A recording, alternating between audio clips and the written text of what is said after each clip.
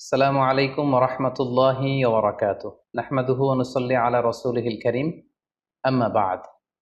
সম্মানিত দিনী ভাই এবং বোনেরা, পবিত্র মাহে রমাদান আমাদের একেবারে সন্নিকটে। ইটস নকিং দ্য ডোর।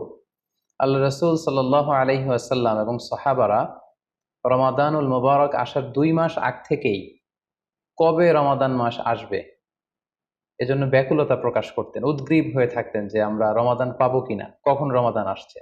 এবং ওনারা পড়তেন আল্লাহুম্মা বারিক লানা ফি রজব ওয়া শাবান ওয়া বাল্লিগনা রমাদান। অর্থাৎ, হে আল্লাহ, আপনি রজব এবং শাবান মাসে আমাদের বরকত দিন এবং রমাদান পর্যন্ত আপনি আমাদেরকে পৌঁছে দিন।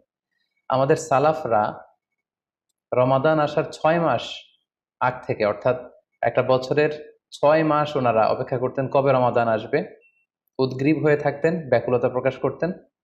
আবার রমাদান মাস চলে যাওয়ার পরে বছরের বাকি 6টি মাস এ রমাদানে ওনারা যে সমস্ত এবাদত করেছেন সেগুলো আল্লাহ তাআলা কবুল করলো কিনা এ নিয়ে পেরেশানিতে থাকতেন। বাকি 6 মাস দোয়া করতেন যে আল্লাহ, রমাদানে যে সমস্ত এবাদত আমরা করেছি এগুলোকে তুমি কবুল করে নাও।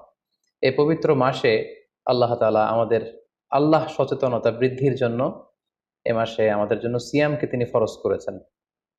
আল্লাহ তাআলা ইরশাদ করছেন, ইয়া আইয়ুহাল্লাযীনা আমানু কুতিবা আলাইকুমুস সিয়াম কামা কুতিবা আলাল্লাযীনা মিন ক্বাবলিকুম লাআল্লাকুম তাত্তাকুন। অর্থাৎ, ওহে বিশ্বাসীরা, সিয়ামকে এ রমাদান মাসে তোমাদের জন্য অবধারিত করা হয়েছে, যেমনি ভাবে তোমাদের পূর্ববর্তীদের উপরও এই সিয়ামকে অবধারিত করা হয়েছিল, যাতে করে তোমরা আল্লাহ সচেতন হতে পারো। এই আয়াত থেকে বোঝা গেল, এই পুরো রমাদানুল মুবারকে যে আমরা সিয়াম উদযাপন করি বা সিয়াম পালন করি, এই সিয়াম বা রোজা পালনের মূল উদ্দেশ্য বা প্রাইম অবজেক্টিভ হচ্ছে আল্লাহ সচেতন হওয়া। এই সিয়াম আমাদেরকে আল্লাহ সচেতন বানায়। এই সিয়াম আমাদের মধ্যে এই ফিলিংস, এই ভাবনা, এই চিন্তা বা এই চেতনাটা নিয়ে আসে যে আমরা এটা ভাবতে শুরু করি যে Allah is watching me, Allah is observing me, আল্লাহ আমাকে দেখছেন। এই চিন্তাটাকে, এই সেন্সটাকে, এই ফিলিংটাকে ডেভেলপ করার জন্যই আল্লাহ তাআলা এই মাসে সিয়ামকে আমাদের উপর ফার্জ করেছেন, এবং সেটাই আল্লাহ এই আয়াতের শেষাংশে বলছেন লাআল্লাকুম তাত্তাকুন, যাতে করে তোমরা আল্লাহ সচেতন হতে পারো, যাতে করে তোমরা গড কনশাস হতে পারো। আমরা যখন সিয়াম পালন করি আমরা তখন ক্ষুধার্ত, আমরা তৃষ্ণার্ত। ঘরের ভেতরে আমরা চাইলে, কেউ নেই, কেউ আমাকে দেখছে না, আমি চাইলেই খেয়ে ফেলতে পারি। আমি চাইলেই কিন্তু পান করে আমার তৃষ্ণা মেটাতে পারি, কিন্তু আমি খাচ্ছিও না, পানও করছি না। কারণ আমি এটা ফিল করি যে কেউ দেখে না, কিন্তু আল্লাহ দেখে। পৃথিবীর কেউ আমাকে দেখছে না। দরজা বন্ধ করে, জানালা বন্ধ করে, ফ্রিজ থেকে ঠান্ডা পানি বের করে, শরবত বের করে আমি কিন্তু ঘরের ভেতরে যখন একা একা থাকি আমি খেয়ে আমার তৃষ্ণা নিবারণ করতে পারি। কিন্তু এটা আমরা কেউই করি না, কারণ আমরা ফিল করি যে পৃথিবীর কেউ যদি নাও দেখে, আল্লাহ সুবহানাহু ওয়া তাআলার চোখে কিন্তু আমরা ফাঁকি দিতে পারছি না। হি ইজ ওয়াচিং মি, তিনি আমাদেরকে দেখছেন। তাহলে সম্মানিত দিনী ভাই এবং বোনেরা, এই সিয়াম আমাদের মধ্যে আল্লাহ কনসিয়াসনেস, আল্লাহ সচেতনতা, এটা ডেভেলপ করে। পাশাপাশি সিয়ামের মাধ্যমে আমরা আমাদের প্রবৃত্তির উপর নিয়ন্ত্রণ অর্জন করি। গোটা বছর প্রবৃত্তি আমাদেরকে নিয়ন্ত্রণ করে, সারা বছর প্রবৃত্তি আমাদের উপর জিতে, আর আমরা এই রমাদান মাসে প্রবৃত্তির উপর জয়লাভ করি। যেমন পুরো বছর ব্যাপী আমার যখন ক্ষুধা লাগে আমি খাই, তৃষ্ণার্ত হলে পানি পান করি, আমার কামনা জাগলে সেই কামনা আমি পূরণ করি। কিন্তু রমাদানে ক্ষুধা লাগলে কিন্তু আমরা খাই না। তৃষ্ণায় গলা ফেটে যাচ্ছে, তৃষ্ণায় গলা কাঠ হয়ে যাচ্ছে, কিন্তু এক ফোঁটা পানি আমি পান করছি না। সিয়াম পালন করা অবস্থায় দিনের বেলা আমরা যারা বিবাহিত, আমাদের স্ত্রীদের সাথে অন্তরঙ্গ মুহূর্ত আমরা কাটাচ্ছি না। তার মানে আমার যেটা মন চাচ্ছে, আমার যেটা ডিজায়ার, আমার যেটা ডিমান্ড, সেটা আমি ফুলফিল করছি না। অর্থাৎ আমার প্রবৃত্তিকে আমি নিয়ন্ত্রণ করি। তাহলে সিয়াম পালনের মাধ্যমে প্রবৃত্তিকে কিভাবে কন্ট্রোল করা যায়, প্রবৃত্তিকে কি করে নিয়ন্ত্রণ করা যায়, এটা আমরা শিখি। সারা বছর প্রবৃত্তি আমাদের উপর জয়লাভ করে, আর এই সিয়ামের মধ্যে দিয়ে কেমন যেন রমাদানে আমরা প্রবৃত্তির উপর জয়লাভ করি। আমাদের কাছে প্রবৃত্তি হেরে যায়, জিতে যায় আমাদের আল্লাহ তাআলার প্রতি আস্থা এবং ভালোবাসা। এই সিয়ামের আরো একটি শিক্ষণীয় বিষয় হচ্ছে, এই সিয়াম আমাদেরকে সংযমী বানায়, রেস্ট্রেইনড বানায়। আমরা চাইলেই রোজা পালন করা অবস্থায় যা মনে চায় তা করতে পারি না। এবং সহিহ বুখারীর বর্ণনায় আল্লাহর হাবিব সাল্লাল্লাহু আলাইহি ওয়াসাল্লাম আমাদেরকে শিখিয়েছেন যে কেউ যখন রোজা রাখে সে যেন অশ্লীল কথা না বলে, রোজা রেখে সে যেন কাউকে গালি না দেয়। এমনকি কেউ যদি তাকে গালি দেয়, অথবা কেউ যদি তার তার সাথে ঝগড়া লাগতে আসে, সে যেন বলে ইন্নী ইমরুউন সাইম, অর্থাৎ আই এম ফাস্টিং, আমি রোজাদার, আমি রোজা পালন করছি। রোজা পালন করা অবস্থায় আমার পক্ষে অশ্লীল কথা বলা, ঝগড়া করা, কোনো বাক বিতণ্ডায় জড়ানো সম্ভব না। তার মানে এই সিয়াম পালনের মধ্য দিয়ে সংযম যে ব্যাপারটা, এই ব্যাপারটা আমাদের আয়ত্তে চলে আসে। আমরা এই সিয়াম পালনের মধ্য দিয়ে সংযমী হয়ে উঠি। পাশাপাশি যারা সিয়াম পালন করছে তাদের জন্য আল্লাহর হাবিব সাল্লাল্লাহু আলাইহি ওয়াসাল্লাম ঘোষণা দিয়েছেন যে কিয়ামতের ময়দানে বিচার শেষে তারা যখন জান্নাতে ঢুকবে, রোজা পালনকারীদের জন্য আল্লাহ তাআলা একটি স্পেশাল গেট রেখেছেন যেটার নাম হচ্ছে রাইয়ান। এবং এই রাইয়ান গেট দিয়ে রোজাদাররা ছাড়া কেউ প্রবেশ করতে পারবে না। সুবহানাল্লাহি বিহামদি। আর একবার এই রাইয়ান দরজা দিয়ে যে ব্যক্তি ঢোকার সুযোগ পাবে জান্নাতে, he will never be thirsty again. সে কখনো আর তৃষ্ণার্ত হবে না, চিরকালের জন্য তার গলা থেকে তৃষ্ণা হারিয়ে যাবে। পাশাপাশি আল্লাহ তাআলা ইরশাদ করছেন যে সব আমলগুলোকে সওয়াব বাড়ানো হয় এবং সওয়াবের প্রতিদান বান্দাদেরকে দেয়া হয়, কিন্তু এই সিয়ামের ব্যাপারটা ভিন্ন। এর প্রতিদান আমি আল্লাহ নিজ হাতে দেব। আরেক বর্ণনা এসেছে এই সিয়ামের প্রতিদান আমি নিজেই। আমরা যদি একটু খেয়াল করে দেখি যে রমাদানুল মুবারাকে আমরা যত নেক আমল করছি বা সৎকর্ম করছি, এগুলোর সওয়াবগুলোকে কিন্তু জ্যামিতিক হারে বাড়ানো হয়। দ্য রিওয়ার্ডস অফ আমাল is multiplied in this blessed month of Ramadan. এ মাসে আমরা একটা নফল আবাদত করলে সেটা ফরজের সমান সওয়াব দেওয়া হচ্ছে। একটা ফরজ আবাদত করলে সেটা 70 থেকে 700 গুণ সওয়াব দেওয়া হচ্ছে। এ মাসে উমরা করলে সেটা হজের সমান সওয়াব দেওয়া হচ্ছে। অর্থাৎ অর্থাৎ অন্যান্য মাসে আমরা যদি নেক আমল করি তাহলে সেটার সওয়াবকে বাড়ানো হয় গাণিতিক হারে, কিন্তু এই রমাদানুল মুবারাকে কোনো নেক আমল করলে এর সওয়াবকে বাড়ানো হয় জ্যামিতিক হারে। এটাকে মান্থ অফ স্পেশাল অফার বলা হয়, বিশেষ অফারের মাস। আল্লাহ তাআলা চেয়েছেন যে বিশেষ অফার দিয়ে আমাদেরকে এবাদতের প্রতি আগ্রহী করে তোলে, আকৃষ্ট করে তোলে। তিনি যেন আমাদের গুনাহগুলোকে ক্ষমা করে দিয়ে আমাদেরকে পাপ মুক্ত বান্দা হিসেবে স্বীকৃতি দিতে পারেন, তার একটা কেমন যেন আয়োজন তিনি করে থাকেন আমাদের জন্য পবিত্র মাহে রমাদানে। এবং এই রমাদানুল মুবারকের প্রতিটি রাতে আল্লাহ তাআলার পক্ষ থেকে একজন বিশেষ আহ্বানকারী ফেরেশতা তারা ডাকতে থাকে আর বলতে থাকে, ইয়া বাগিয়াল খায়রি আকবিল, হে কল্যাণের অভিযাত্রী, হে কল্যাণের পথের যাত্রী, আকবিল প্রসিড, গো অন, আরো সামনে যাও, আরো নেক কাজ করো, আরো ভালো কাজ করো। ইয়া বাগিয়াশ শাররি আকসির, হে পাপের পথের যাত্রী, আকসির স্টপ, থেমে যাও, অনেক হয়েছে, আর না, আর অন্যায়ের দিকে ধাবিত হয়েও না। এটা প্রতি রাতেই, রমাদানের প্রতিটি রাতেই এই আহ্বান করা হয় যে হে কল্যাণের পথের যাত্রী, ভালো কাজ করতে থাকো, হে অকল্যাণের পথের যাত্রী, এখনই থেমে যাও, আর সামনের দিকে আগ বাড়িও না। এবং এই বরকতপূর্ণ মাস পেয়েও যারা আল্লাহ তাআলার ক্ষমা পায়নি, রাসূল সাল্লাল্লাহু আলাইহি ওয়াসাল্লাম তাদের জন্য ভয়ঙ্কর ওয়ার্নিং দিয়েছেন, হুঁশিয়ারি দিয়েছেন, গভীর হুঁশিয়ারি তিনি বর্ণনা করেছেন। মসজিদে নববীতে আল্লাহ রাসূল সাল্লাল্লাহু আলাইহি ওয়াসাল্লাম একবার মিম্বারের প্রথম ধাপে পা রেখে বললেন আমিন, দ্বিতীয় ধাপে পা রেখে বললেন আমিন, তৃতীয় ধাপেও পা রেখে বললেন আমিন। সাহাবারা জিজ্ঞেস করলেন, ইয়া রাসূলুল্লাহ, তিনবার কেন আমিন বললেন? আমরা তো বুঝতে পারলাম না। আল্লাহ রাসূল সাল্লাল্লাহু আলাইহি ওয়াসাল্লাম তখন বললেন যে এইমাত্র জিবরিল আমার কাছে এসে আমাকে শুনিয়েছে যে যে ব্যক্তি রমাদানুল মুবারক পেয়েও ইবাদতের মাধ্যমে আল্লাহর ক্ষমা পেল না, সে দুর্ভাগা, সে হতভাগা। আমি তখন বলেছি আমিন। তারপর জিবরিল বলল যে মা বাবা উভয়কে পেয়ে তাদেরকে সন্তুষ্ট করার মধ্য দিয়ে যারা আল্লাহর জান্নাতকে হাসিল করতে পারলো না, তারা দুর্ভাগা, হতভাগা। আমি বলেছি আমিন। তৃতীয় পর্যায়ে জিব্রাইল বলেছে যে হে নবী, আপনার নাম শুনবার পরেও যে আপনার উপর দুরূদ পাঠালো না, অর্থাৎ সাল্লাল্লাহু আলাইহি ওয়াসাল্লাম বলল না, সে দুর্ভাগা, সে হতভাগা। তখন আমি বলেছি আমিন। সম্মানিত সুধী, এই হাদিস থেকে আমরা বুঝতে পারি যে যারা রমাদান পেয়ে আল্লাহর প্রিয় ভাজন বান্দা হতে পারলো না, আল্লাহর কাছ থেকে ক্ষমার ঘোষণা পেল না, তাদের চেয়ে দুর্ভাগা এবং হতভাগা আর কেউ হতে পারে না। তাই যেহেতু রমাদান আমাদের একেবারে সন্নিকটে, আর মাত্র 2 দিন পরে এই পবিত্র মাস আমাদের মাঝে আগমন করবে, তাই আমাদের উচিত এই মাসটাকে ভাব গাম্ভীর্যের সাথে উদযাপন করা, to take the best out of this blessed month. যত বেশি পরিমাণে সম্ভব নেক কাজ করে আল্লাহ তাআলার ক্ষমাপ্রাপ্ত বান্দাদের অন্তর্ভুক্ত হওয়ার চেষ্টা করা। আমরা যদি এই মাসকে উদযাপনের জন্য এখন থেকে একটা প্ল্যান করি বা প্রোগ্রাম করি এবং সেটার আলোকে যদি পুরো মাসটি আমরা পরিচালনা করবার চেষ্টা করি, তাহলে আশা করি খুবই ফ্রুটফুল ওয়েতে এই যে অফার দেয়া হয়েছে, স্পেশাল অফার, এই অফারগুলোকে আমরা কাজে লাগাতে পারবো এবং বেশি বেশি আবাদত করে আল্লাহ তাআলার প্রিয় ভাজনদের অন্তর্ভুক্ত হতে পারবো। এই পৃথিবীতে আমরা যখন কোনো বিজনেস রান করি, নিশ্চয়ই তার আগে একটা প্ল্যান করি, একটা প্ল্যান সাজাই।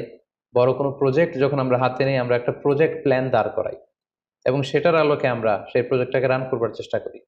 তাই আর যেহেতু মাত্র 2 দিন বাকি, আমরা যদি এখন থেকেই একটি প্ল্যান করি বা একটি পরিকল্পনা সাজাই, হতে পারে এটা লিখিত পরিকল্পনা, কিংবা অ্যাটলিস্ট নিজের সাথে নিজের বোঝাপড়া যে আমি এই কাজগুলো রমাদানে করতে চাই, এগুলো করতে চাই না, ডুজ অ্যান্ড ডোন্টস গুলোকে আমি মেনে চলতে চাই, যেগুলো করা উচিত এগুলো আমি বেশি বেশি করব, যেগুলো থেকে দূরে থাকা উচিত এগুলোর ব্যাপারে আমি সাবধান থাকবো। অ্যাটলিস্ট মনের সাথে মনে একটা বোঝাপড়া অথবা কাগজে লিখে আমাদের একটি পরিকল্পনা করা উচিত। সো এ পর্যায়ে এই রমাদান কেন্দ্রিক আমরা কি ধরনের পরিকল্পনা করতে পারি এবং সেই পরিকল্পনায় কোন কোন বিষয়গুলো স্থান পেতে পারে বলে আমি মনে করি, সেগুলো আপনাদের সাথে সংক্ষিপ্তভাবে শেয়ার করবো ইনশাল্লাহ। প্ল্যান করার ক্ষেত্রে সর্বপ্রথম যেটা আমি বলবো, প্ল্যান করবার সময় অল্প প্ল্যান করুন এবং সেটা যতটুকু প্ল্যান আপনি করবেন সেটা নিয়মিত করবার চেষ্টা করুন। আমাদের অনেকের মধ্যে এমন একটা ভাব কাজ করে যে যেহেতু এটা অনেক রহমতের মাস, বরকতের মাস, মাগফিরাতের মাস, আবেগে তারা অনেক বেশি প্ল্যান করে ফেলে এবং সেই অনুযায়ী রমাদানের শুরুতেই সারা রাত তাহাজ্জুদ, সারাদিন এবাদত তেলাওয়াত, এরকম 2-4 দিন চলার পরে, কয়েকদিন যাওয়ার পরে সে আবেগটা ঝরে পড়ে, সে আবেগটাকে সে ধরে রাখতে পারে না। কারণ এমন প্ল্যান করা হয়েছিল যেটা রেশনাল ছিল না, যেটা হয়তো যৌক্তিক ছিল না বা বাস্তবসম্মত ছিল না। সো প্ল্যান করার ক্ষেত্রে আমার প্রথম পরামর্শ হচ্ছে অল্প প্ল্যান করুন এবং যতটুকু প্ল্যান করবেন সেটা পুরো রমাদান ব্যাপী, হোল দ্য মান্থ লং আপনি সেটাকে পালন করবার চেষ্টা করুন। কারণ আল্লাহ রাসূল সাল্লাল্লাহু আলাইহি ওয়াসাল্লাম বলেছেন, আহাব্বুল আমালি ইলাল্লাহি আদওয়ামুহা ওয়া ইন কাল্লা। আল্লাহ তাআলার কাছে সবচেয়ে প্রিয় আমল হচ্ছে সেটা যেটা মানুষ নিয়মিত করে, যেটা বান্দা রেগুলার বেসিসে করে, যদিও এটা পরিমাণে কম হয়। সো আপনি পরিমাণে যদি কমও করেন, সেটা যদি পুরো রমাদান মাস ব্যাপী একই ধারাবাহিকতায় আপনি ইবাদত করেন, তেলাওয়াত করেন, তাহাজ্জুদ পড়েন, জিকির আজকার করেন, সাদাকা করেন, দান করেন, এটার যদি একটা ধারাবাহিকতা থাকে, সেই ইবাদতটা আল্লাহ তাআলার কাছে বেশি প্রিয়। তাই প্ল্যানের ক্ষেত্রে আমার সর্বপ্রথম পরামর্শ হচ্ছে অল্প প্ল্যান করুন, স্বল্প পরিসরে প্ল্যান করুন, হাতে গোনা অল্প কয়েকটি বিষয়ের ব্যাপারে আপনি কনসার্নড হন এবং যতটুকু প্ল্যান করেছেন ততটুকু নিয়মিত বাস্তবায়ন করুন। প্ল্যানের ক্ষেত্রে সর্বপ্রথম যেটা আমি বলতে চাই সেটা হচ্ছে পুরো রমাদান মাসে সালাতের ব্যাপারে আমাদেরকে সর্বপ্রথম বেশি সচেতন থাকতে হবে। It's mandatory. 5 ওয়াক্ত সালাত যেন আমরা জামাতের সাথে আদায় করতে পারি, এই বিষয়টা খেয়াল রাখতে হবে। কোনো কারণে যদি জামাত ছুটেও যায়, কাজা যেন না হয়ে যায়। কারণ আমাদের যদি জামাত ছুটে যায়, সালাত যদি কাজা হয়ে যায়, তাহলে আপনার প্রোডাক্টিভিটি কমে যাবে।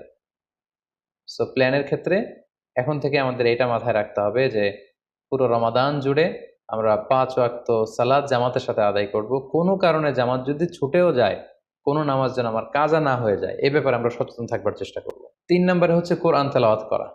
যেহেতু রমাদানুল মুবারক, এটা কোরআন নাজিলের মাস। আল্লাহ তাআলা বলছেন, শাহরু রমাদান আল্লাযী উনজিলা ফীহিল কুরআন। রমাদান তো এমন মাস যে মাসে আল্লাহ তাআলা কোরআন নাজিল করেছেন।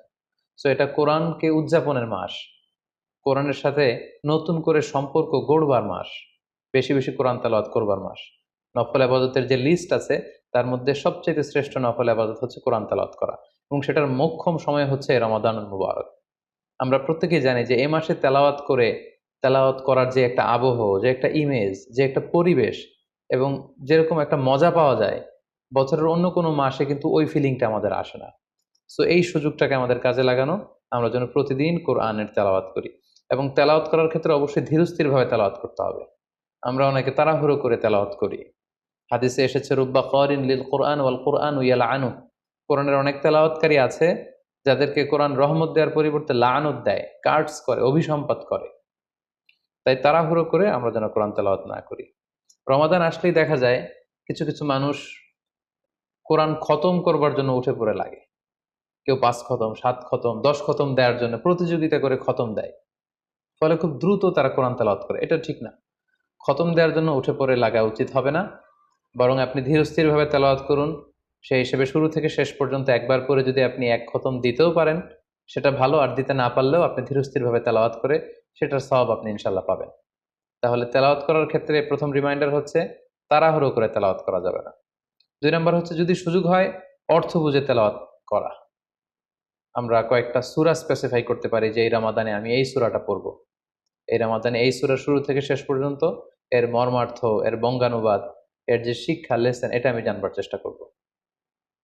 সম্মানিত দিনী ভাই এবং বোনেরা, কোরআন হচ্ছে এমন একটি কিতাব, যারাই এই কোরআনের সাথে সম্পর্ক জুড়ে দিয়েছে, যারাই এই কোরআনকে হৃদয়ে ধারণ করেছে, তারাই সম্মানিত হয়েছে।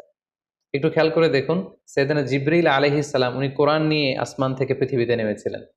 কোরআনকে নিয়ে আসার কারণে উনি হয়েছেন শ্রেষ্ঠ ফেরেশতা। আল্লাহ রাসূল সাল্লাল্লাহু আলাইহি ওয়াসাল্লামের উপর কোরআন নাজিল হয়েছিল, তাই তিনি হয়েছেন শ্রেষ্ঠ রাসূল। এই রমাদান মাসে কোরআন নাজিল হয়েছে, তাই রমাদান মাস হচ্ছে 12টা মাসের শ্রেষ্ঠ মাস, সাইয়্যিদুশ শুহুর। কদরের রাতে এই কোরআন নাজিল হয়েছিল, তাই কদরের রাত হচ্ছে পৃথিবীর শ্রেষ্ঠ রাত। আমরা উম্মতে মুহাম্মাদি, আমাদের উপর কোরআন নাজিল হয়েছে, তাই আমরা হয়েছি খায়রু উম্মাহ, শ্রেষ্ঠ জাতি। আমাদের মধ্য থেকেও যারা কোরআনের সাথে অ্যাটাচমেন্টকে বাড়াবে, কোরআনকে যারা ধারণ করবে, তারা হবে পৃথিবীর শ্রেষ্ঠতম মানুষ।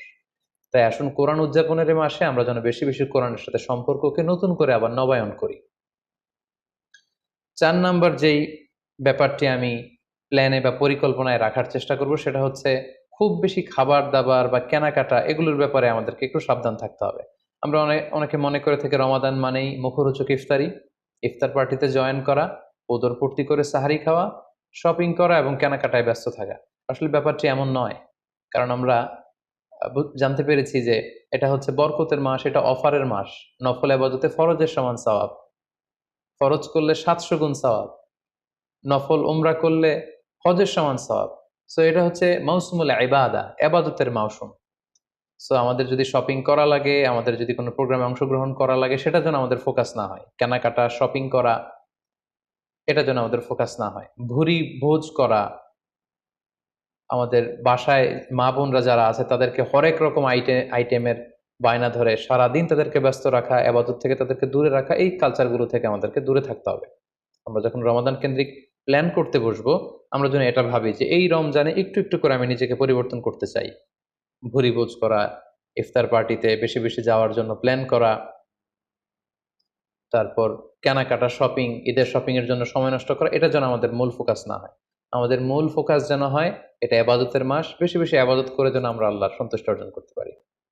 প্ল্যানের ক্ষেত্রে 5 নাম্বার যে পয়েন্টটি আমি বলবো সেটি হচ্ছে ইফতারির পূর্ব মুহূর্তে দোয়া করুন।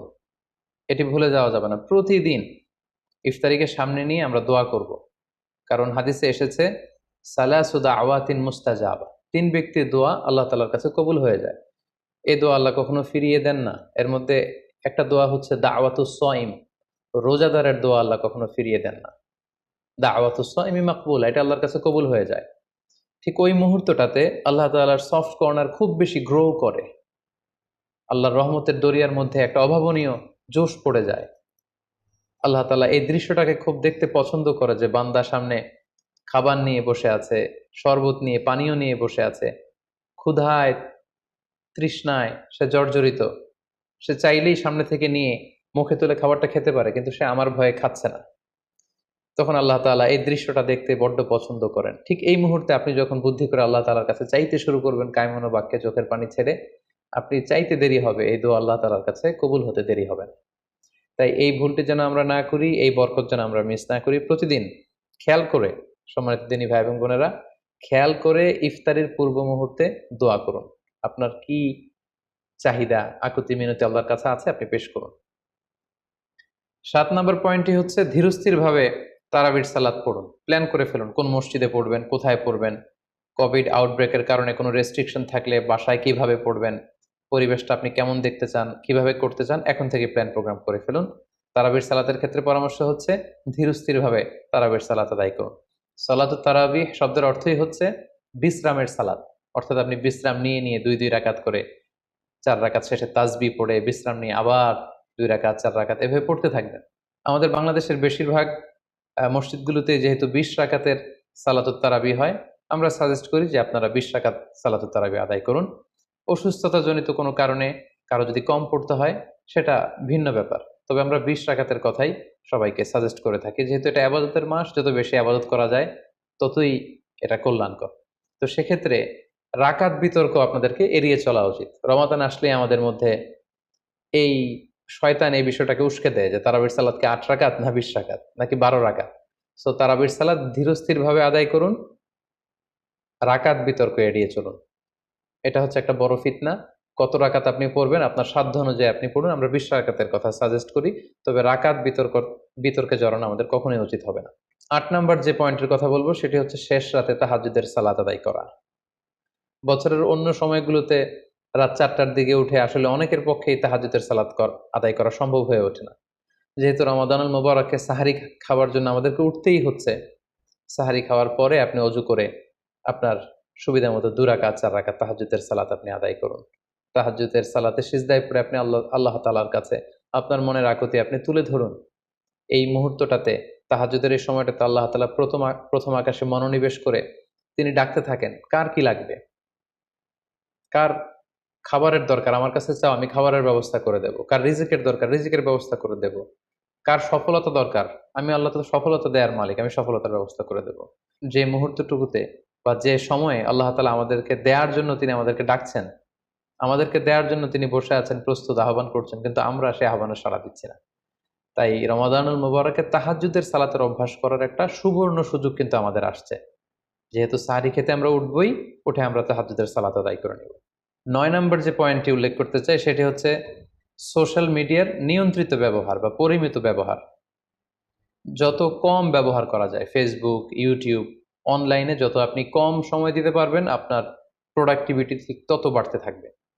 জরুরি প্রয়োজনে যে সমস্ত কাজ একেবারে করাই লাগে, যেগুলোকে অ্যাভয়েড করা মোটেও সম্ভব না, সেগুলো আপনি করতে পারেন। তবে আমাদের সাজেশন হচ্ছে ফেসবুকিং, টুইটারিং এবং ইউটিউবিং, এই সমস্ত কাজে, সোশ্যাল মিডিয়ার কাজে যত কম আপনি এই রমাদানুল মুবারকে সময় ব্যয় করতে পারবেন, সময়টা ঠিক ততই আপনার প্রোডাক্টিভ ওয়েতে কাজে লাগবে ইনশাআল্লাহ।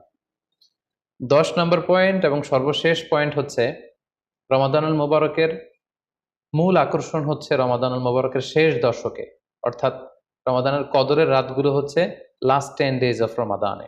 আল্লাহ রাসূল সাল্লাল্লাহু আলাইহি ওয়াসাল্লাম ইরশাদ করেছেন, ফালতামিসু ফিল আশরিল আওয়াখিরি মিনাল বিতর, রমাদানের শেষ দশকের বেজর রাত্রিগুলোতে তোমরা কদরের রাত তালাশ করো। তাই আপনারা যখন প্ল্যান করতে বসবেন, এখনই ক্যালেন্ডার সামনে নিয়ে রমজানের শেষ দশক কত তারিখ থেকে কত তারিখ পরে প্ল্যান করে নিন, এবং অড নাইটগুলো, বেজর রাত্রিগুলো কোন কোন রাত্রিগুলো হতে পারে এখনই প্ল্যান করে নিন। যত ধরনের ব্যস্ততা, যত ধরনের ঝামেলা, যত ধরনের দায়িত্ব, এই কাজগুলোকে আপনি আগে পরে সেরে নেবেন, কিন্তু এই 10 দিনের স্পেশাল টাইমটাকে আমাদের ইবাদতের জন্য রাখা উচিত। আল্লাহ রাসূল সাল্লাল্লাহু আলাইহি ওয়াসাল্লাম রমজানের শেষ দশকে যখন তিনি পৌঁছতেন, তিনি তখন এমনভাবে ইবাদত করতেন, তিনি কাউকে চিনতেন না, কারোর সাথে বেশি কথা বলতে চাইতেন না। তিনি রাতে সারা রাত জেগে থাকতেন, ফ্যামিলি মেম্বারদেরকে উঠিয়ে দিতেন, জাদ্দা ওয়া সাদ্দাল মিজহার, কোমরে গামছা বেঁধে তিনি ইবাদতে লেগে পড়তেন। এই শেষ দশকে তিনি এত ইবাদত করতেন, বছরের কোনো সময়ে আল্লাহ রাসূল সাল্লাল্লাহু আলাইহি ওয়াসাল্লামকে এত বেশি ইবাদত করতে কিন্তু দেখা যেত না। তাই এই শেষ দশকের বেজর রাত্রিগুলো যেন আমরা মিস না করি, এবং শুধু 27 রমজানে আমরা কদর হিসেবে পালন করব, ব্যাপারটা যেন এমন না হয়ে যায়। কারণ যদি কোনো কারণে কদর মিস হয়ে যায়, এটা হচ্ছে খায়রুম মিন আলফি শাহর, 1000 মাসের চেয়েও সেরা। ওই এক রাতের ইবাদত হচ্ছে 1000 মাসের ইবাদতের সমান। এবং আল্লাহর হাবিব সাল্লাল্লাহু আলাইহি ওয়াসাল্লাম বলেছেন, মান হুরিমা খায়রাহা ফাকাদ হুরিম, যে কদরের রাতের বরকত থেকে বঞ্চিত হলো, হি ইজ দ্য লুজার। এই বরকতের মাসে নিশ্চয়ই আমরা কেউই লুজার হতে চাই না, আমরা সবাই গেইনার হতে চাই। সো আমরা যদি গেইনার হতে চাই, রমাদানের সর্বোচ্চ বরকতটুকু যদি আমরা হাসিল করতে চাই, লাস্ট 10 ডেজ অফ রমাদান, রমজানের শেষ দশকের বেজর রাত্রিগুলো যেন আমরা খুবই আন্তরিকতার সাথে সিনসিয়ারলি ইবাদত করে কদরের বরকত হাসিল করবার চেষ্টা করি। সম্মানিত দিনী ভাই এবং বোনেরা, রমাদান আসতে আর মাত্র 2 দিন বাকি। সংক্ষিপ্ত পরিসরে রমাদান কেন্দ্রিক আমাদের প্ল্যান কেমন হওয়া উচিত এবং সেই প্ল্যান বা পরিকল্পনাতে কোন কোন বিষয়গুলো আমাদের খেয়াল রাখা উচিত, এই বিষয়ে সংক্ষিপ্ত পরিসরে আমি আলোচনা করলাম। আশা করি এগুলো যদি আমরা খেয়াল রাখি, তাহলে খুব ফ্রুটফুল এবং প্রোডাক্টিভ ওয়েতে আমরা আমাদের রমাদানকে কাটাতে পারবো। আমরা গত বছর আমাদের অনেক প্রিয়জনদের সাথে একসাথে রমাদান কাটিয়েছি, তাদের অনেকে কিন্তু এবছর আমাদের সাথে নেই। এবং কোভিড আউটব্রেকের এই যে সেকেন্ড ওয়েভ, থার্ড ওয়েভ যেভাবে শুরু হয়েছে, আমরা আমাদের অনেক প্রিয়জনদেরকে হারিয়েছি। আমরা এই রমাদান কারা পুরো রমাদান পাবো আমরা জানি না, আবার আগামী বছরের রমাদান পর্যন্ত আমরা বেঁচে থাকবো কিনা সেটাও আমরা জানি না। সো এই রমাদান হতে পারে আমাদের জীবনের শেষ রমাদান। We should consider this Ramadan the last and final chance in our life. আমাদের এভাবে চিন্তা করা উচিত যে হতে পারে এটা আমার জীবনের শেষ রমাদান, তাই আমার গুনাহ মাফের একটা সুবর্ণ সুযোগ হচ্ছে এ রমাদান মাস। তাই এই মাসের সর্বোচ্চ বরকতটুকু হাসিল করার জন্য আমরা যেন বুদ্ধিমানের পরিচয় দিই, আমরা যেন বেশি বেশি ইবাদত করে আল্লাহ তাআলার প্রিয় ভাজনদের অন্তর্ভুক্ত হতে পারি। সম্মানিত সুধী, কোভিড আউটব্রেক গোটা বিশ্বব্যাপী ছড়িয়ে পড়েছে। বিশেষ করে বাংলাদেশে সেকেন্ড ওয়েভের কবলে পড়ে আমরা আমাদের অনেক প্রিয়জনদেরকে হারিয়েছি। সো আসুন আমরা সাবধানে জীবনযাপন করি। বি সেফ, যেখানে থাকুন আপনারা সাবধানে থাকুন, সেফ থাকুন এবং অবশ্যই ঘরের বাইরে যখন বেরোবেন মাস্ক পরে বেরোবেন। হ্যাভ এ গ্রেট রমাদান। আসসালামু আলাইকুম রহমতুল্লাহি ওয়া বারাকাতুহু।